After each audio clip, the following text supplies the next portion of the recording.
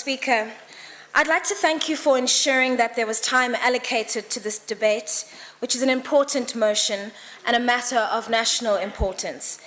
Your increased commitment to bringing important issues to the floor of this Parliament does not go unnoticed.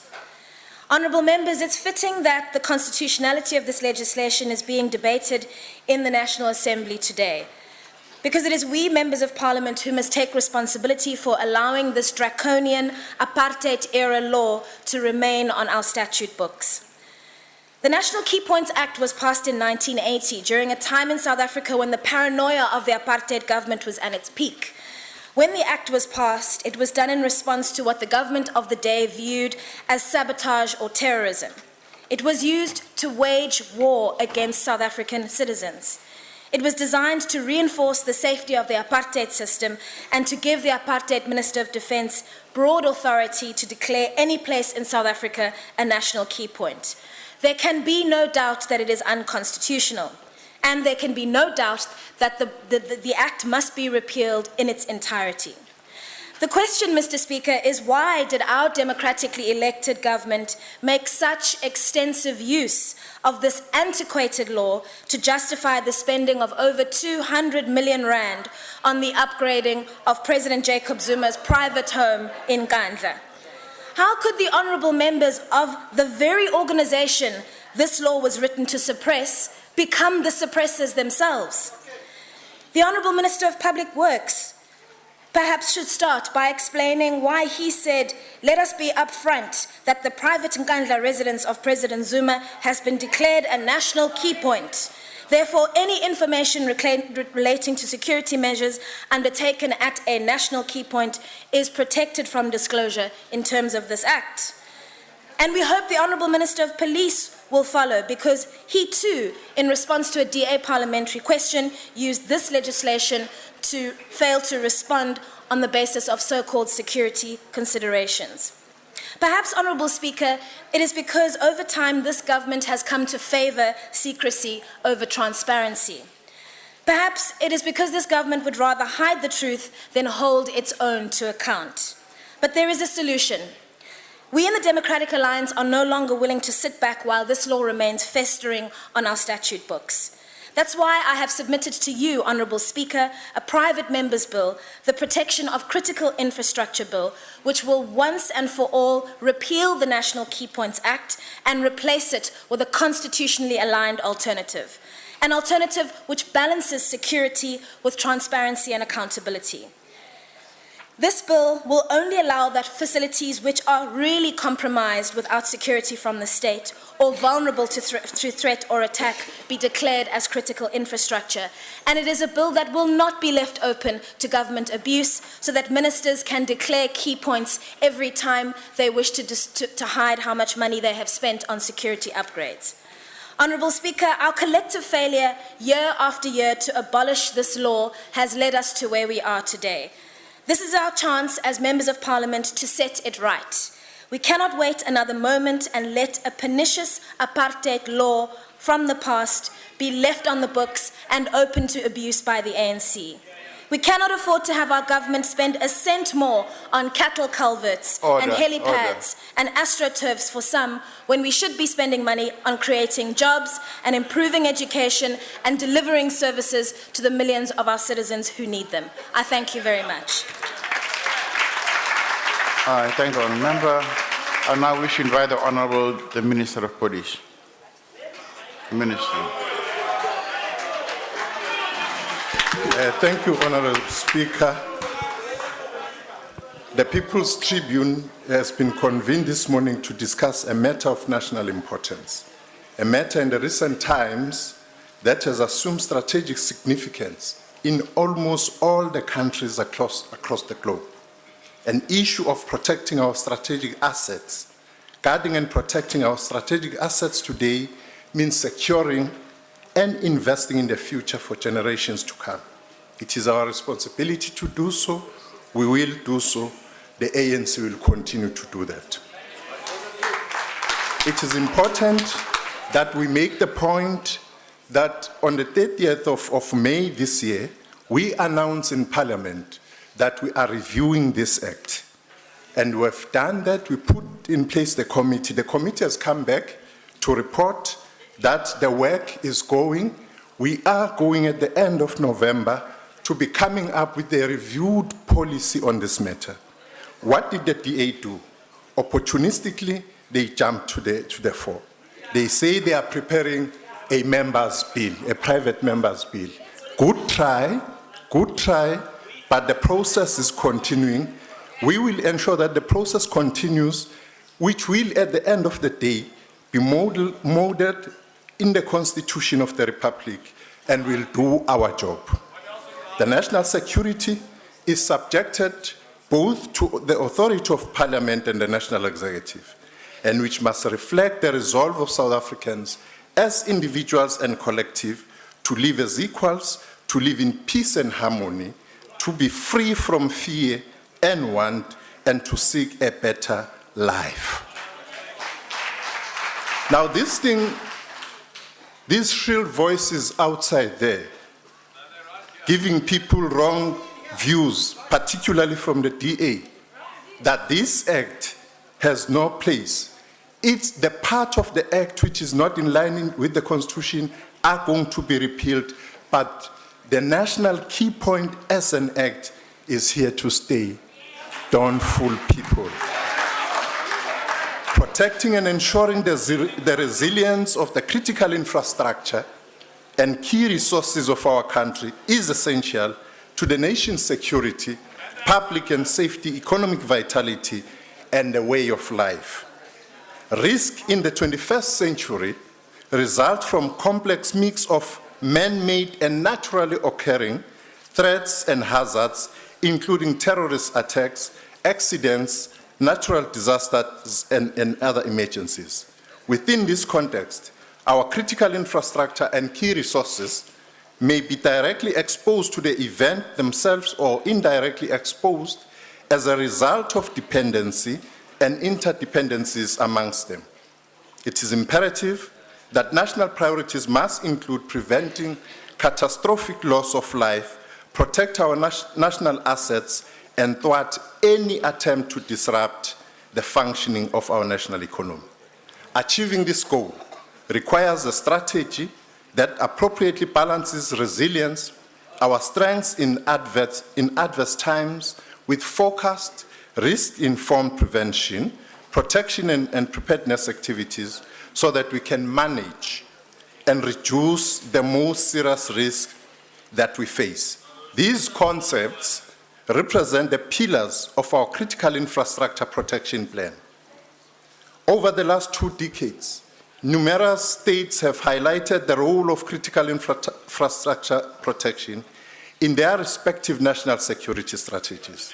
This continues to be a significant issue for many countries around the world, with attention currently increasing centered on information infrastructure protection, related primarily on cybersecurity, energy, infrastructure protection, and challenges related to public-private partnership. And this, honorable members, exposes the DA's lie that the issue about protecting the critical infrastructure is an apartheid matter. Order. It is a matter of all the states everywhere in the world. And we are going to protect our infrastructure.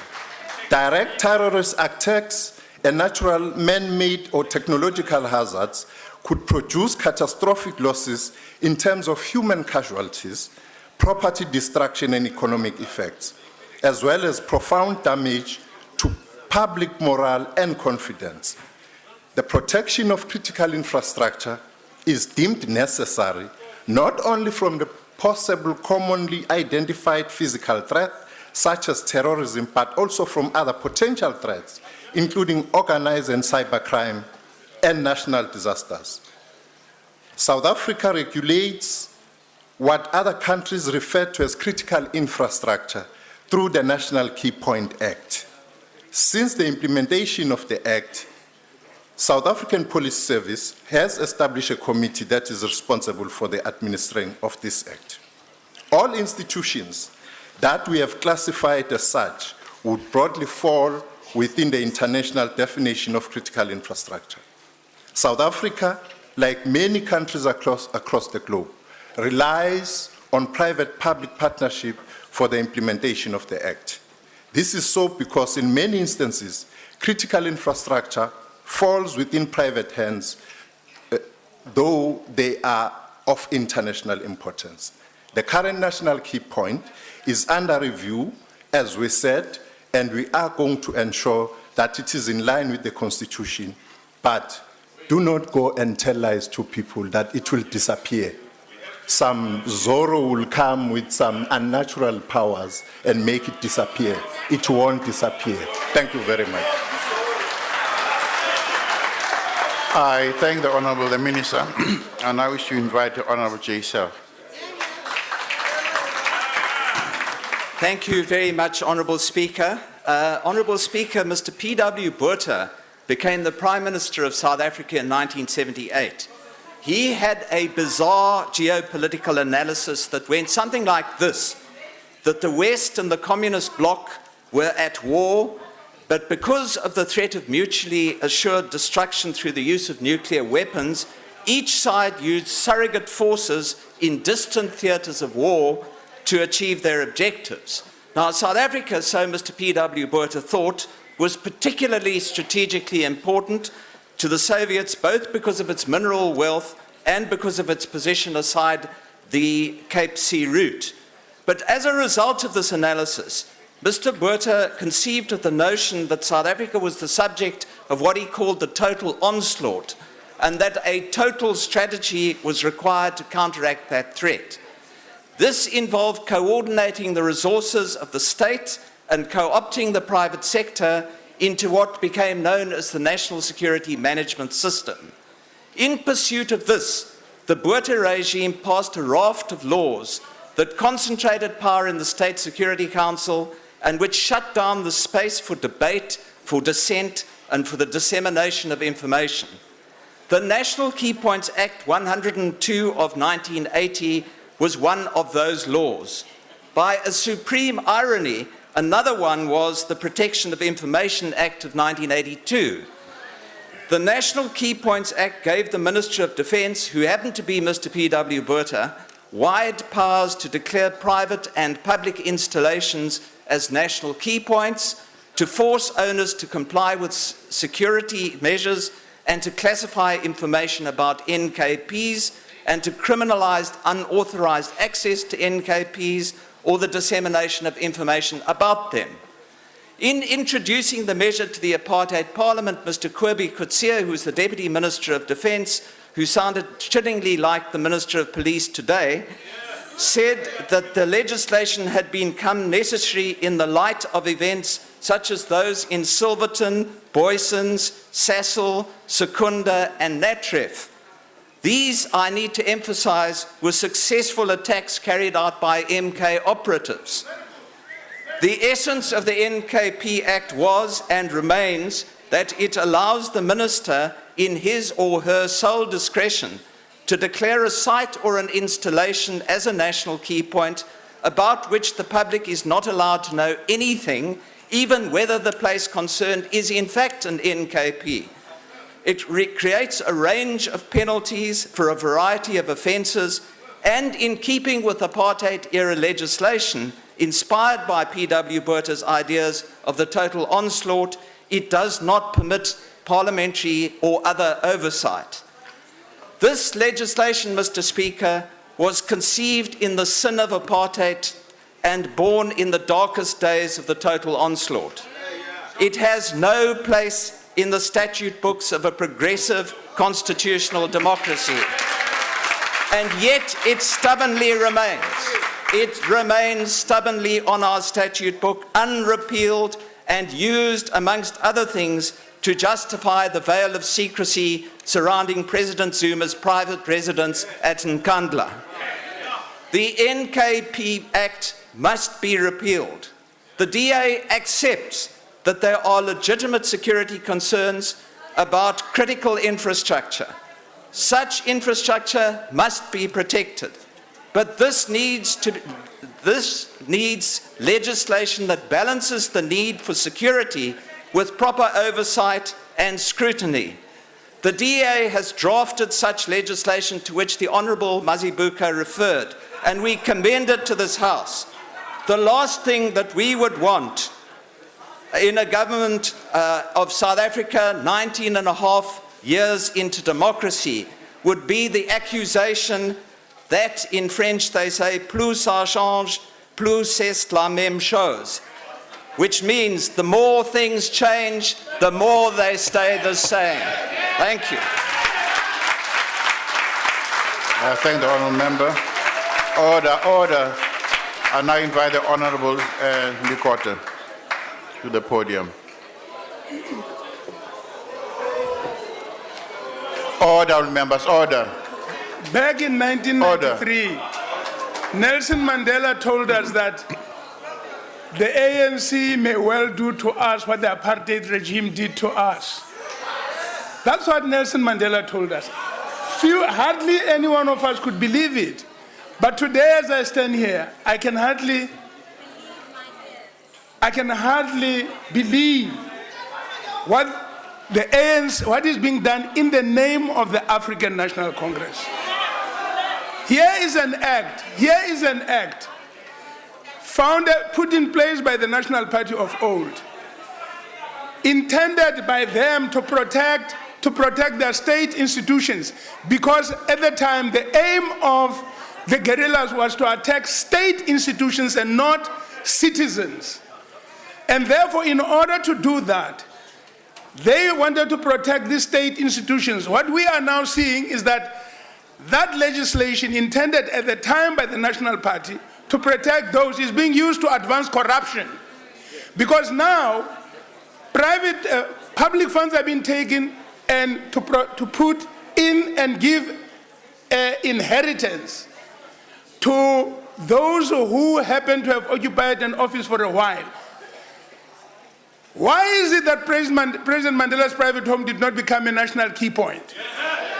Why is it that the homes of President Mbeki did not become national key points? Why is it that the homes of all of the others did not? Order, members, order. This particular one, huge amounts of public funds are put in that. Waterkloof Air Force Base, the prime Air Force base of our nation, is not a national key point. But Nkandla, a private home, is a national key point. Nothing can be more ridiculous than the fact that we are faced here with an administration that is determined to enrich itself for the limited period of time that it is in power. And we must say here again,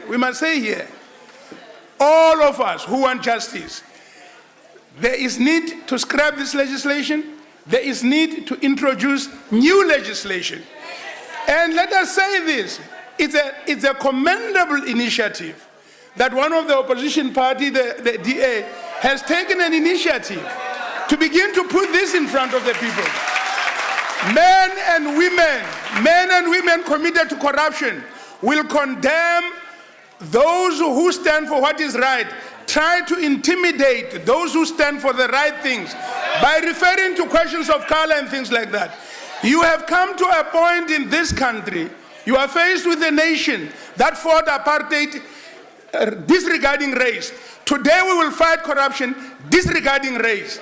Men and women this side of the house who are opposed to your corruption must never be shy to say you are perpetrating the worst things to the people of South Africa. The poor of this country are left without food, without jobs, without everything, whilst you betting on this.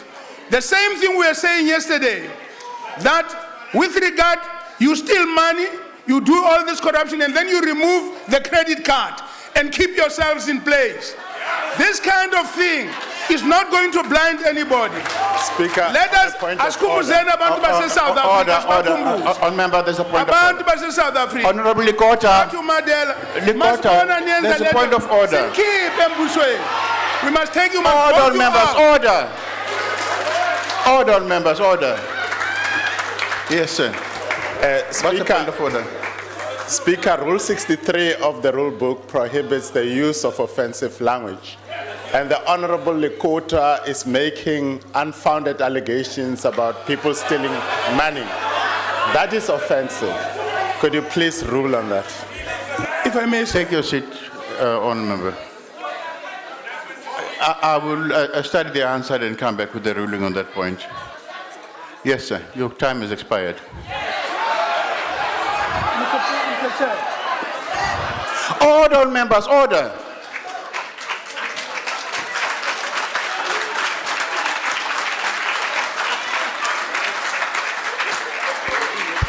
Before I invite the next speaker, who has invited himself. Point of order, Speaker. Speaker. Yes, sir. Point of order. What's the point of order? The Honorable Member Lekota has misled the House in the declaration of the former president's residences. All of them, their homes are NKPs. Thank you very much, Honourable Member. Order, order. I'll come back with the ruling on that one as well. Order, members, order. Before I invite the next speaker, may I remind our visitors in the gallery that you are welcome to Parliament, but you may not participate in the discussions through clapping. The people on the ground here will do it on your behalf. I now invite the Honourable Ndlovu to the podium.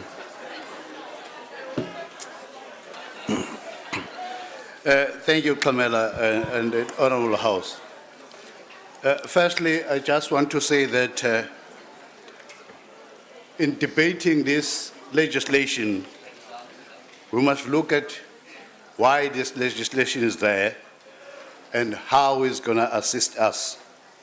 The IFP therefore want to put on record that development in anywhere else should involve and used by everybody else. If we're talking about development areas, public funds that are being used to develop the area should benefit everyone, not just the members of the family of myself or anybody else. The old act has already been looked at by the Minister of Police, and this should be supported because the old act needs to be overhauled or amended. Even the members of this House do not know what are and where the national key points are anymore. We have to support the ministry in bringing this act to Parliament. We must ensure that we deal with the act properly. We must ensure that we deal with the act properly so that everybody is properly informed of what and where the national key points are. National key points cannot be declared such as without a proper procedure being followed. These are not areas that someone simply decide in a national key point. This is a national key point. It can't happen like that. The process to identify the national key point areas must follow to hear what is. Order, members, order. Proceed, sir. The process to identify national key point areas must be followed and adhered to without fail, Minister. People living in areas surrounding national key point should be informed about the key points. Ngakho akufanele ukuba kube khona izindawo ezingazeki kahle ukuthi ziyini ngempela. Izitolo la sithenga khona igrosa, ama-clinic la siya khona okwezempilo, nezibhedlela ngeke kusetshenziswe njengama-national key points ngoba kungena nombani kanti ama-national key points yizona ndawo ezibucayi efuna zibhekelwe ngaso sonke isikhathi. Ngakho-ke mhlonishwa kuyosiza ukuthi ukuze sikwazi ukulekelela lokhu ukuthi bafundiseke bonke laba abahawulayo nabo bangumsindo ukuthi lo mthetho ulethwe phambi kweParlamente ukuze ukwazi ukulungiswa ukuze sikwazi ukuqeda konke lokukhuluma emva kwalokho sazi ukuthi siya kanjani phambili. Ngiyathokoza. I thank the Honourable Speaker. Order, members, order. Order. I now invite the Honourable Groenewald. Achtbare Speaker, Honourable Minister, I'm surprised that you are speaking on this issue this morning, because according to the Act, the Minister of Defence determines which are going to be national key points or not. And that is actually an illustration, and you cannot deny it, Honourable Minister, that there was massive misuse of this Act to protect Nkandla. Wat is die belangrike strategiese waarde van Nkandla vir die land? Watse bedreiging is daar vir Suid-Afrika as daar 'n aanval is op Nkandla? Wie gaan in elk geval 'n aanval wil doen op Nkandla? Dit is die werklikheid. Die Vryheidsfront Plus stem saam. Daar moet 'n wet wees op nasionale sleutelpunte. Terrorisme is lewendig in die wêreld. En ja, daar moet so 'n wet wees. Maar agbare minister, dit moet duidelik wees. As die wysigingswetsontwerp op hierdie tafel kom van die parlement, dan moet daar 'n duidelike kriteria wees van wanneer kan 'n bepaalde plek of 'n instelling dan 'n nasionale sleutelpunt wees. Maar soos wat dit tans is, soos ons dan altyd in Afrikaans sê, die definisie is so wyd soos die Heer se genade. Jy kan met 3 ossewaans binne in daardie definisie gaan draai. En dit is wanneer daar misbruik gemaak word deur 'n ANC-regering wat korrupsie wil toesmeer. En dit kan Suid-Afrika glad geensins bekostig nie. Natuurlik is daar mos militêre instellings, maar jy het ook nie noodwendig 'n nasionale sleutelpuntwet nodig om dit te beskerm nie. Die verdedigingswet gee dan ook daardie magtiging dat militêre instellings in elk geval 'n beperkte gebied is. En dit is presies wat byvoorbeeld die Waterkloof lugmagbasis betref. Maar toe was daar ook verwarring. Because, Honourable Minister, you just said now that but all the previous presidents, their homes are national key points. How do we know? I have to take your word. I'll take your word. I accept that, Honourable Minister. But I don't have proof of it. I don't know. Because tomorrow there's a new Minister of Police which I do not trust. And then I must just accept because he says so, then it is a national key point.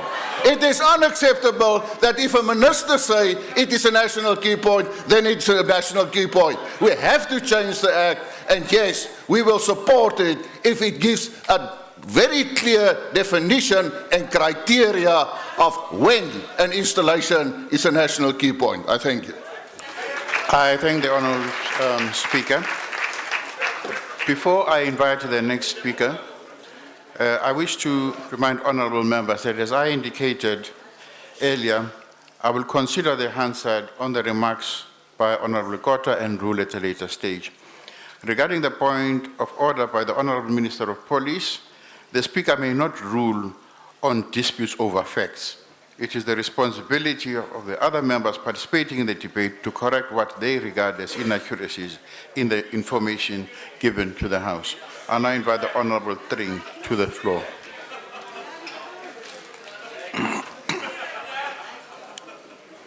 Thank you, Honourable Speaker.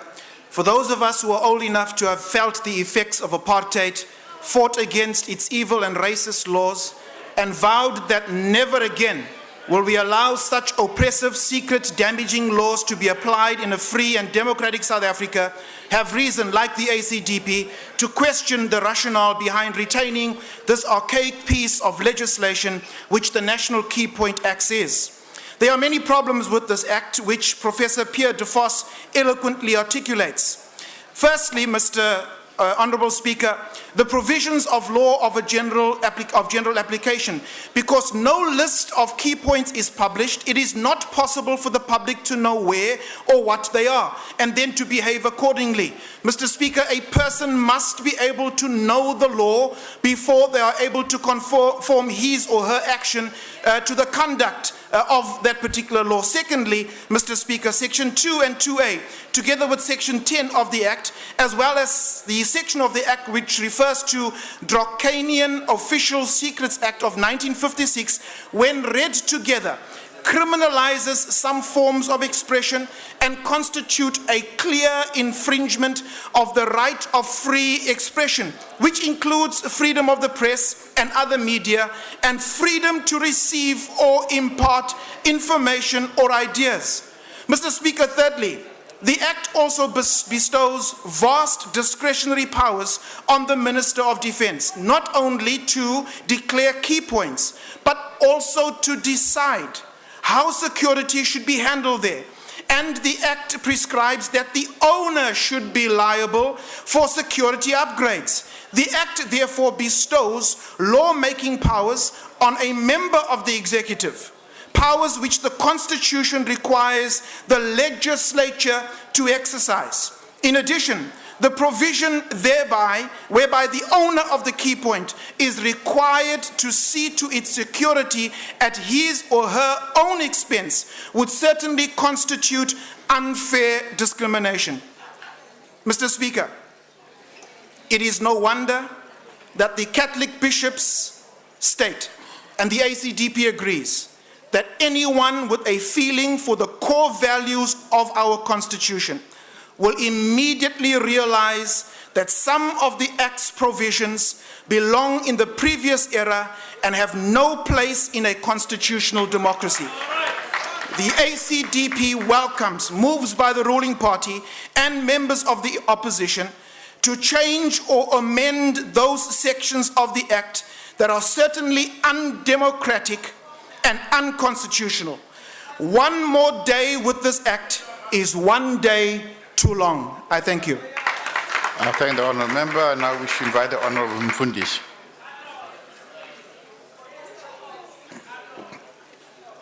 Honourable Speaker and honourable members, the National Key Points Act is a relic of the old apartheid laws which the democratic order inherited holus bolus, while other laws that preceded the interim constitution of 1993 were tweaked and tinkered, if not repealed altogether. It is not surprising that Murray Hunter terms it a dinosaur that has survived extinction and is wandering around in contemporary society. The unwieldy powers given to the minister who administers the Act are the source of concern. The problems lie in the secrecy and the lack of accountability and lack of clarity about what constitutes an offense under this Act. The minister under whose authority the Act falls has total and unfettered discretion in designating places as key points, which is contrary to principles of accountability and transparency. Section 3 of the Act pertinently states that the owner of a national key point concerned shall, after consultation with the minister, at his own expense, take steps to the satisfaction of the minister in respect of the said point. If this were followed to the letter, we would not be expected to fund the upgrades at Nkandla.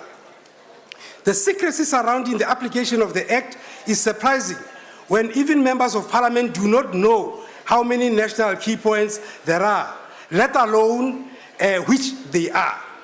This defies a supposed democratic, transparent government of our age. At the time of the idea, the Act was hatched. Institutions of government such as police stations, military bases, and all instances manned by security forces were not identified as key points simply because they themselves would provide the necessary security. But we notice these days, police stations are also being guarded by private security companies. If the Waterkloof Air Force Base, which has more stringent security measures than an average national key point, is not one, like President Zuma made it clear to his cabinet and parliament, we shall keep guessing which institution or installation is a key point. We in the UCDP believe that the days of secrecy are over. The South African citizens deserve to be treated with trust and respect and be told which institutions are national key points. We notice that government always applies a better than sorry approach in some instances. And unfortunately, this default position more often than not ends up in rights of the public being compromised. The UCDP stands to speak out and state that the Act falls out of legality an important aspect of the rule of law, as there is no list of key points, something that makes it impossible for public to know where they should go. The concomitant vagueness and uncertainty render legal compliance impossible. Professor Pierre de Vos summed it up well when he said, "We are unable to comply with the law because we are not allowed to know what the law has prohibited," unquote. Finally, let us hope that South Africans, as they speak now, will be heard and goodness will follow. Thank you. Thank the honourable member. I now wish to invite the Honourable Minister of Public Works.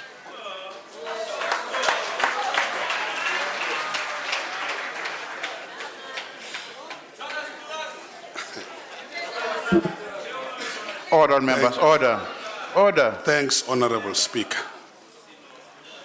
and honourable members. In 1994, 1999, 2004, and again in 2009, South Africans gave the ANC the mandate to govern this country, including the primary obligation to defend our country's sovereignty by defending its borders and guarding citizens from external and internal threats. This basic logic continues to elude Honorable Mazibuko and her DA handlers.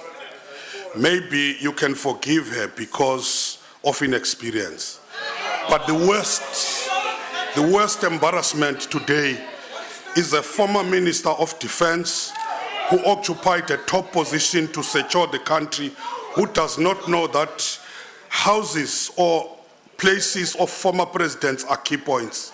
It speaks volumes. It speaks for itself why his party is in disarray and in chaos.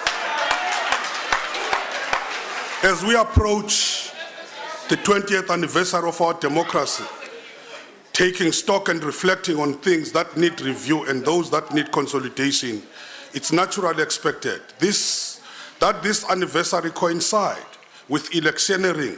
The period sometimes has an unintended consequences of possibly diluting possibilities of honest, non-partisan, robust and deeply introspective analysis of these issues with the aim of promoting our national interests and nation-building process.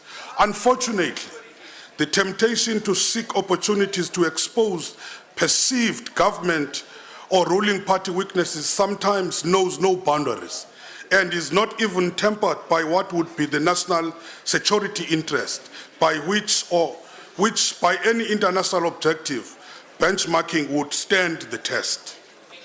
The question posed by Honorable Mazibuko at face value is simple enough and is worth a serious consideration. Is the National Key Points Act relevant and necessary in a democratic South Africa? Part of the onerous legacy of apartheid is the existence of the huge body of legislation, all of which over time needs to be reviewed and brought into compliance with the new democratic constitution. There is no doubt that some of these residual policies, legislation and practices may not fit comfortable with the new ethos. But while we search for proper alternatives, it would also be irresponsible to allow for a policy vacuum, especially in areas which involve national security and key strategic institutions. That includes the National Key Points Act. At a broader level, a review of policy that inhibit a faster transformation that will change the socio-economic historical imbalances must also be on the menu so that we do not just confine ourselves to security or information laws if we are to uproot the apartheid and colonial legacy. We must do that, Honorable Lindio Mazibuko, even when we debate the Expropriation Act, which some of you are against. I would hope that there would be a broad agreement on that approach and the need to review the apartheid legislation, even from the most conservative members of the opposition benches. Indeed, we have heard from the Minister of Police that this process is already well underway. What else do you want? And you are aware of that. I would like the honorable members to note the approach adopted by government in this case. First, we do the research, including establishing international trends and best practices, which clearly indicates that critical and strategic infrastructure is identified by governments for security reasons. Research will be followed by the development of the policy document, and then a review of the legislation will include public consultation process. Honorable Speaker, such security arrangements are dominant or are a dominant feature of most states, including the established Western liberal democracies, which are often cited by the opposition as the benchmarks of a range of issues, but selectively and quite conveniently choosing not to mention the security arrangements of these states. In those states, security arrangements are not for public consumption, Honorable Lukota. You know that very well. Contrast the approach of DA. No research, no consultation, streamline the process and move straight to release the bill, presumably thumbs-sucked, and yet the very same members of the opposition will exclaim jubilation or will exclaim in jubilation if such a rushed and a purely conceived document is turned down as not being in conformity with the constitutional prescripts. We just can't have it both ways. As it is said, you can't have your cake, you eat your cake and have it at the same time. You can't have that. There are processes which must be followed. The serious point here is this. The DA shows complete disdain for parliamentary procedures. This attempt to undermine the democratic process is Order, members, order. reprehensible Order. and irresponsible. Here we see blunted partisan May I take a partisan point of reflex order? reaction informed. On Minister, there's a point of order. Yes, what's the point Honourable of order? Speaker, the Minister is misleading the House by saying that the DA disregards processes and rules of this House. Speaker, may I address you on the same point? Yes, sir. The member can only rise on a point of order if she says that the honourable Minister is breaking any rule in the rule. On member, please There take your is seat. nothing. Take your seat on members. I'll study the answer. Take your seat. Order on members, order. I'll study the answer and come back with the ruling. Proceed, Minister. Sure, Speaker. Here we see blatant partisan reflex reaction informed by narrow electioneering over a careful consideration of matters of national security.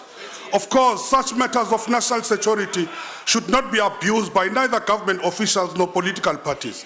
Security concerns around the strategic institutions and infrastructure must be located within the current global context where terrorist activities are on the rise and South Africa playing an ever-increasing role in the African continent, and the world becomes more exposed, including the head of state. Incidentally, I'm struck by the contrast in approach and the reluctance of the DA to embrace our attempts to review the expropriation legislation from the apartheid era and to bring it in line with the Constitution.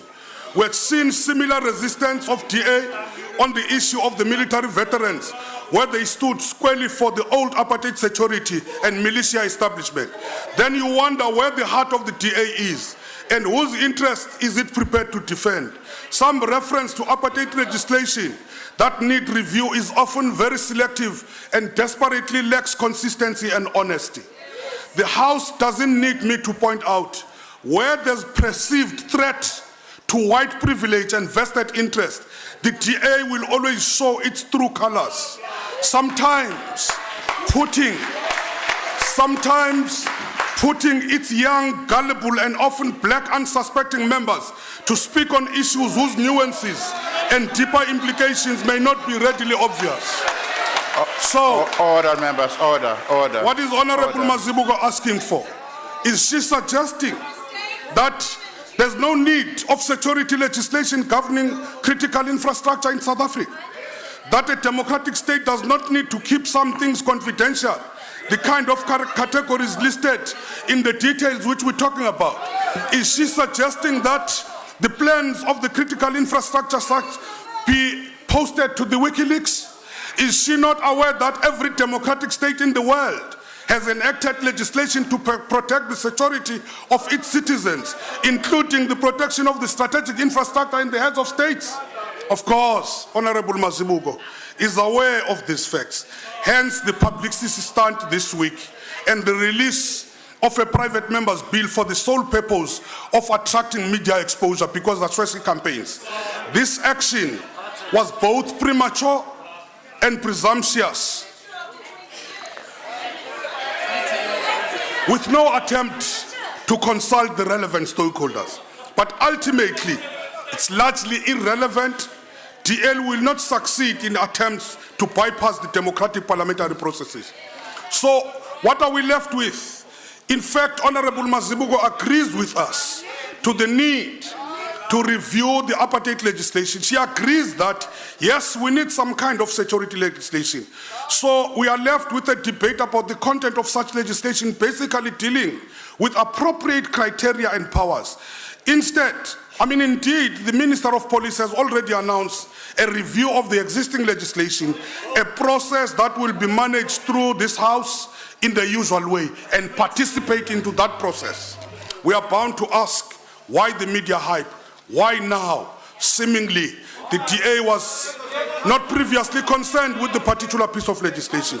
Could it be that this is one more manifestation of the DA's rational obsession with demonizing the President of the Republic, their preoccupation with the Nkandla security upgrade? Maybe there's something we don't know. You have requested the public protector to do an investigation. Even before you get the report, you already know the findings and the recommendation. It means there's something which is going on here. You're telling us something about this investigation.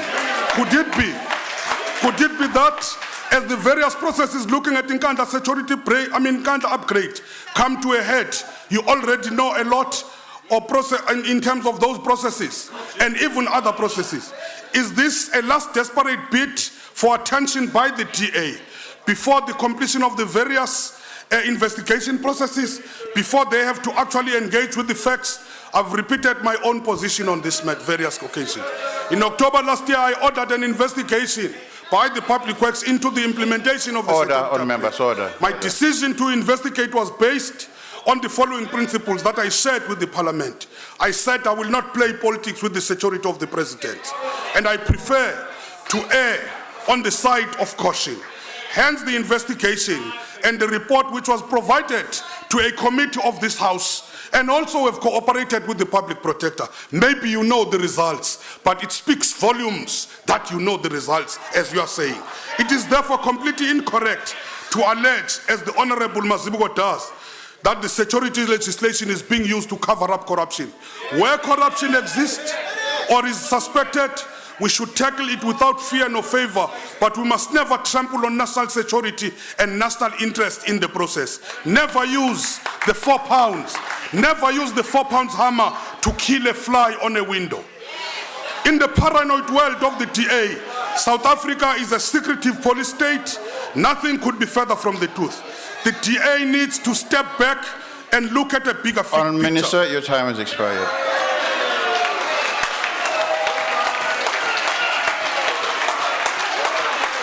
Order. I now wish to invite the Honorable Dukobo to the podium. Honorable Speaker, honorable members, it is difficult for me to conceive of a situation of a country where there are no places that are protected, of a situation where everybody can go anywhere. AZAPO is in full support of transparency, but we do not believe that transparency should be the same as nakedness.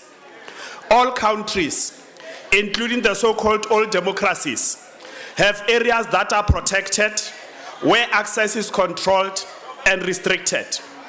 The subject for discussion has obviously been triggered by the shame that was brought onto the country by Nkandla Gate.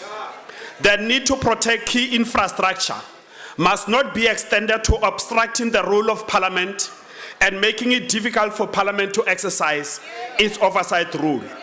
While we need an act that protects certain areas, AZAPO does not support a situation as it happened with Nkandla, where Parliament does not have information on how taxpayers' money was used. The nation does not want to know the house plans of the private residence of number 1. The people want to be sure that money was used in line with the PFMA. As processes to review this piece of legislation are initiated, this House must ensure that it becomes impossible to use the law to hide corruption and plundering of public funds. We are angry with what happened at Nkandla. South Africans are unhappy with the secrecy surrounding the expenditure on Nkandla. But that has very little to do with the need or otherwise for an act that protects critical infrastructure. If the question is, do we need an act? Yes, we do. Do we need this one in its current form? Definitely not. At least there is agreement that this act must be reviewed. If we fight, if we argue, the debate should be on the form and content of that review. But as a country like all other countries, we need areas that are protected by law. I thank you. I thank the Honourable Speaker. I now invite the Honourable Koda Barnett to the podium.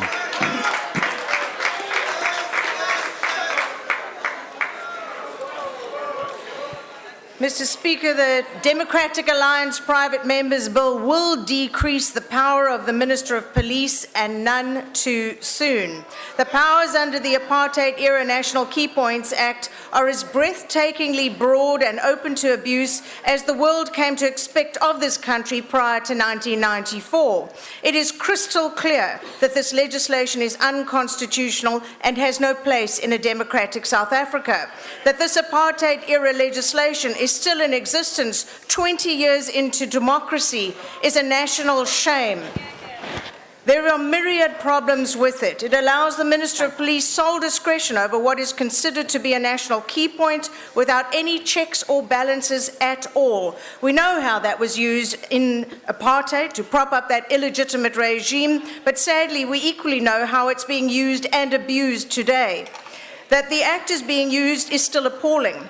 That it's being used to cover the abuse of the state coffer is even worse. It's because the very definition of a national key point is so vague that this current regime is able to use it as a free pass into the vaults themselves. The apartheid regime didn't want the list of national key points publicly available so that they could hide behind the act while at the same time using it to arrest any protester who unintentionally came near one and charge them with treason. Of course, it's extremely handy today that we have no clear published list of the national key points. This means no parliamentary oversight, which in turn provides yet another opportunity to loot a slush fund, as we've seen happen with the SAP's crime intelligence budget. Another bizarre twist in the National Key Points Act is that the minister can, without anyone's permission, declare a property or entity to be a national key point, leaving the owners the unenviable task of paying for security upgrades at whatever cost the minister deems necessary. On the flip side, of course, he also has the absolute right to delve into taxpayers' pockets and make them pay for upgrades and so-called security needs as he wishes. Certainly no power of this kind that negatively affects the rights of so many should be concentrated in the hands of one minister. It speaks to the paranoia of the past. This paranoia continues in the Ministry of Police today. I say this because other ministers in this government, including State Security, Home Affairs, Health and Science and Technology, have had no qualms about releasing a list to us through parliamentary questions of the national key points falling under their control. Yet Minister Mtetwa refuses to supply us with the current list of national key points. The 2013-14 SAP's budget indicates that there will be 197 national key points by 2015-16, an increase of 15 from today. The national key points fall under the police budget line item Government Security Regulator, which will receive 91.5 million rand this year. So I stand here today with the situation that the so-called national key points have not been scrutinized by the Portfolio Committee, despite the budget being made available for their protection.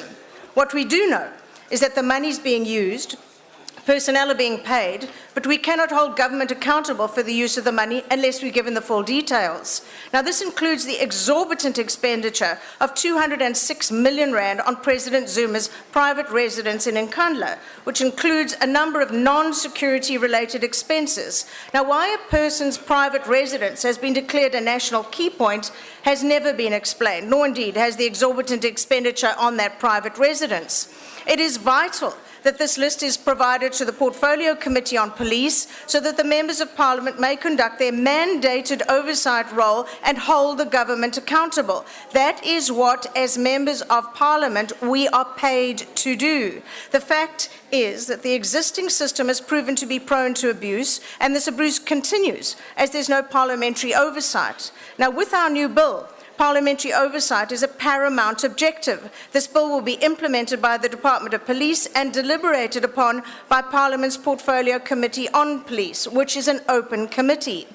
Only under extenuating circumstances can the committee deliberate on matters pertaining to critical infrastructure behind closed doors, and the criteria for those circumstances are clearly set out in the bill.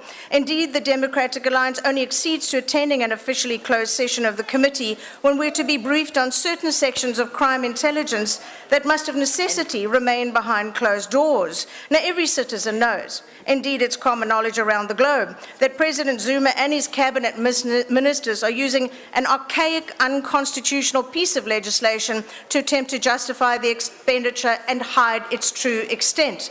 This bill aims at ensuring that this will never, ever happen again.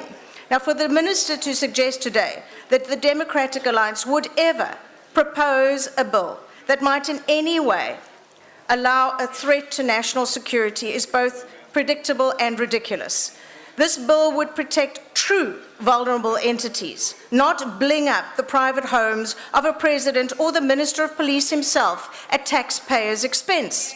The ANC has failed to create an act in line with our enlightened constitution over the past 20 years, intentionally so. So we have done it for them. Premature my foot. Thank you, Honourable Member. Honourable Van Beek.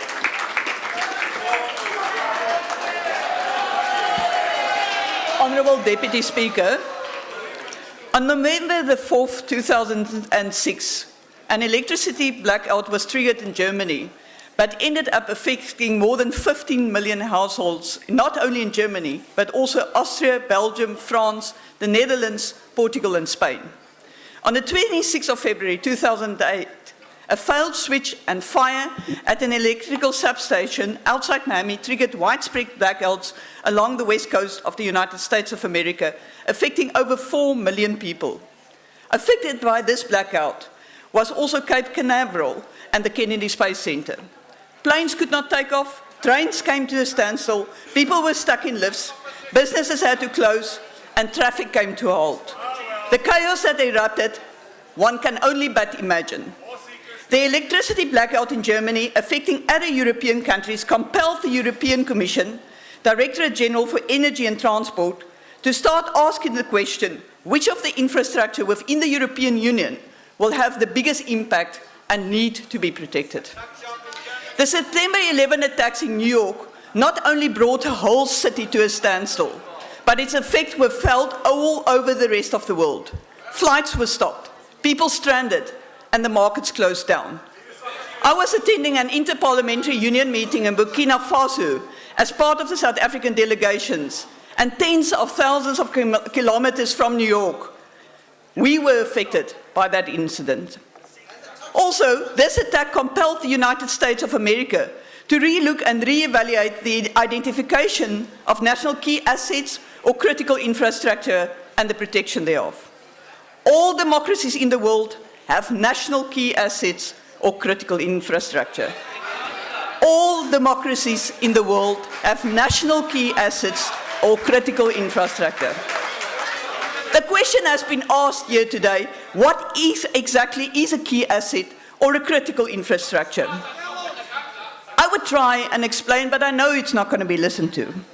It is those systems and assets, whether it's physical or virtual, with other words, computer systems, so vital to a country that the destruction or even the temporary incapacity thereof would have debilitating impact on the security, the economic security, the national public health, or the safety of a nation. It is therefore not rocket science to see that it's vitally necessary for any country to protect these installations. In order to do so, it is necessary to clearly identify those, conduct a proper evaluation thereof, and implement the security measures necessary. Continuous evaluation also needs to be done to improve and upgrade if necessary. Our infrastructure is vulnerable, and we depend on it.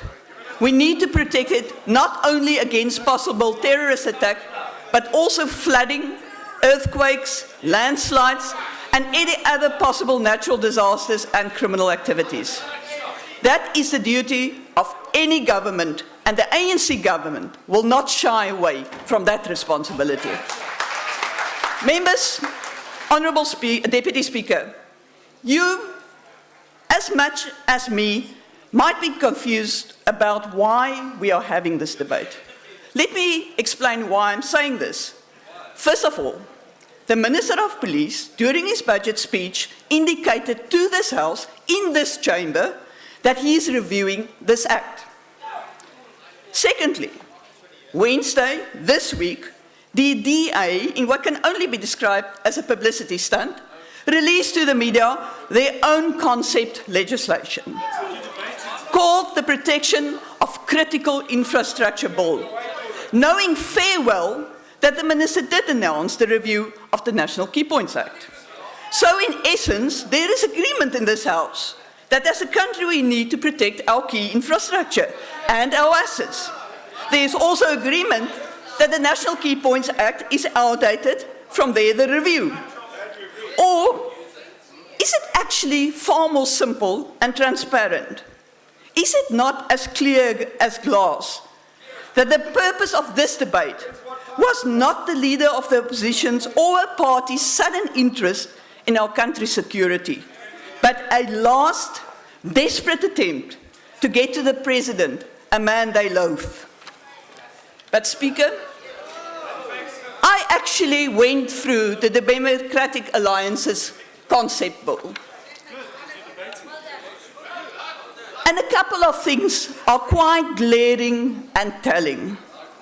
The first is that we must be extremely grateful that the DA is not in government, as they will govern through boards and committees.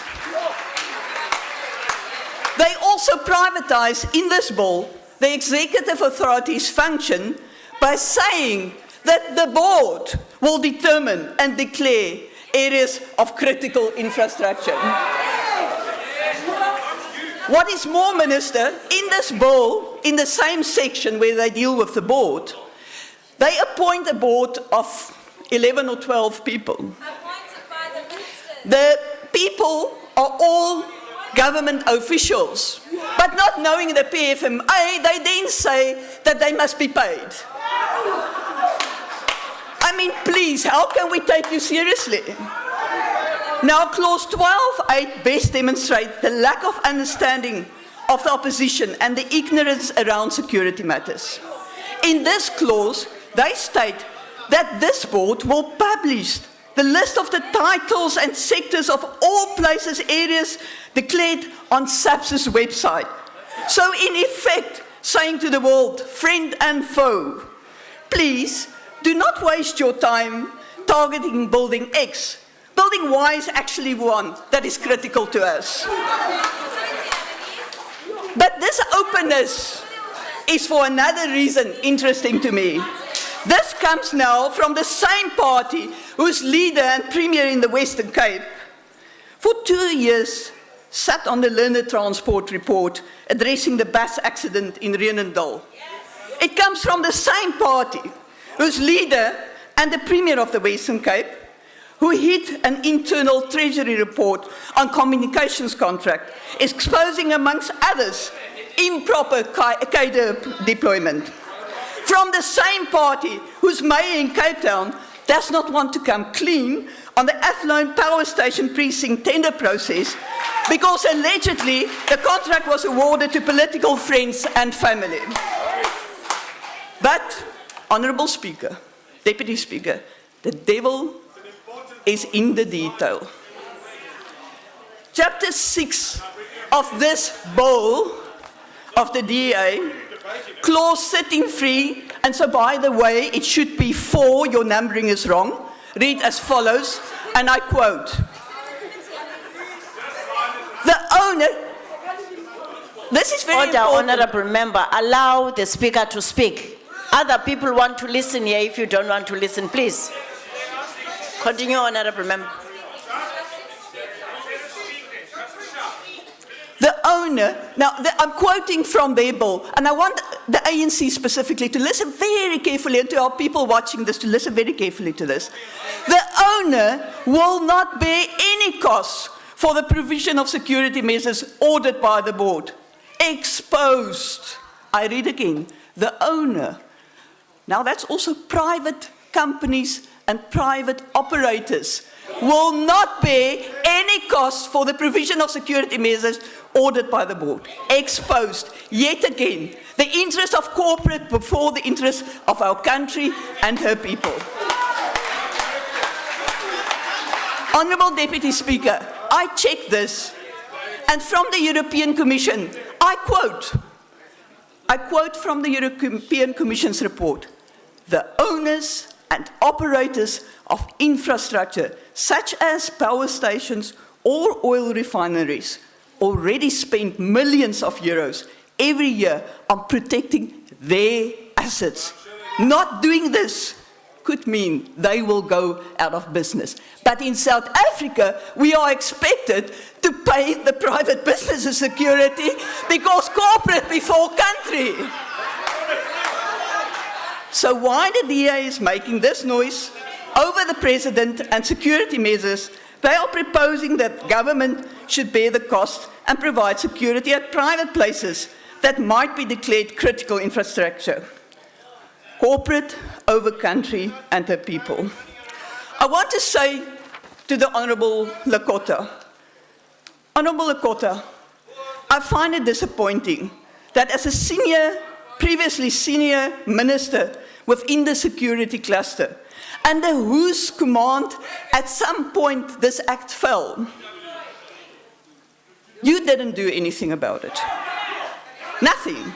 In fact, the Honourable Lakota does not even know today from this podium, as the previous Minister of Defence, that military bases do not make up national key points. They are in fact declared as military installations. Simple. Simple. The Honourable Minister of Police have already, through a point of order, made the point that all presidents and previous presidents' houses are declared as national key points. Let it sink in. Let us open our ears. Let us hear that.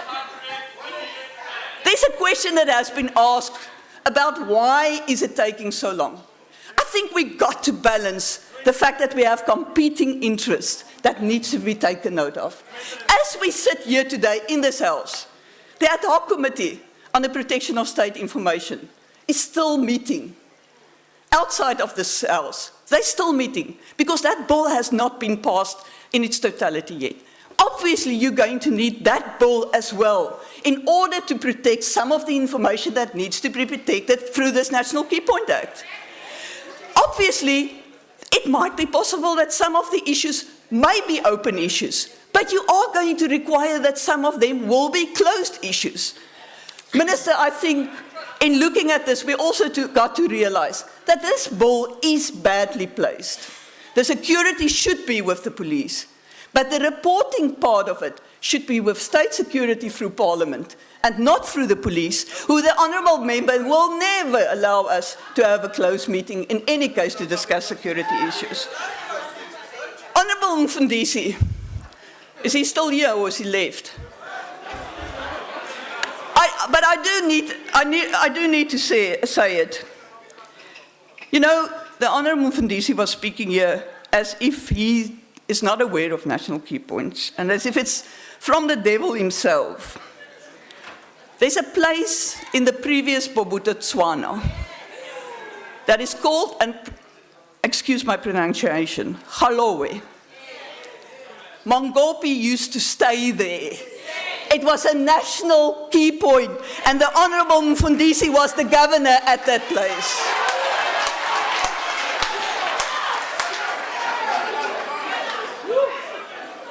Honorable members, there's a story that children listen to and are told over ages, but that has an adult moral to it as well. It's a story about the prince without clothes. To each and every South African out there, I want to say,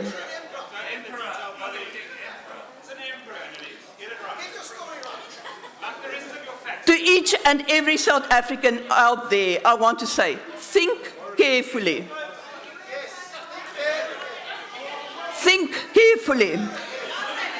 The opposition stand before you today in all their naked ugliness.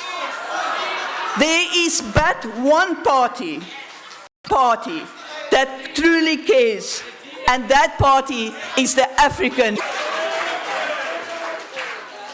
Honorable Mazibuko. The National Key Points Act in the late 1980s, in this very anxious to hide the Honourable Mario Ambrosini. Because of his tenacity, this private member maybe never. Hopefully, Minister Nxesi will also get himself a copy of the legislation and read it. Honourable Groenewald, you can be assured that the Act does in fact give specific and limited definition for what constitutes a critical infrastructure installation. And Honourable Thring, my private member's bill proposes the publication of a list of critical installations precisely so that they can't be used improperly to classify installations that are not critical to national security, but also so that people will not break the law unknowingly. And Honourable Likota, thank you very much for your support. We look forward to the deliberations in the Police Committee when the Honourable Van Wyk and her colleagues will be able to scrutinise the bill in all the detail they like and consider for themselves whether or not they're willing to wait for the Honourable Minister to deliver his so-called policy whenever he feels like it. Speaking of Minister Mthethwa, I'm so happy that he and his colleagues have adopted the language of my private member's bill. Critical infrastructure, not national key points. Perhaps the Police Committee will do the same and adopt the bill. Honourable Deputy Speaker, in 1987, the late R. Tambo said, in reference to the National Key Points Act, it is a stratagem by which Botha tries to retain control over the lives of our people, to arrest the process leading to fundamental change, and to steer this process can you take your away from seat? the Honourable Member, can you take your seat? Madam Deputy President, Deputy Speaker, we can't hear anything. And your appeal have just been like throwing water on a duck's back. Yes, Honourable Member. We can't hear. Honourable Member, this is what I've been saying from the beginning, but it's clear this is not a debate, it's a howling house. I've been saying that from the beginning. Continue, Honourable Member. In 1987, the ANC's own Oliver Tambo said the following in reference to the National Key Points Act. It is a stratagem by which Botha tries to retain control over the lives of our people and to arrest the process leading to fundamental change. Minister Mthethwa said today, the ANC will continue to do it. The National Key Points Act is here to stay. How different the ANC of today is from the ANC of its predecessors. After this debate, South Africa's voters can be left in no doubt that 100 years after its formation, the ANC has completely and utterly abandoned the values of its own founding fathers. I thank you. Thank you, Honourable Member. Order. That concludes the debate.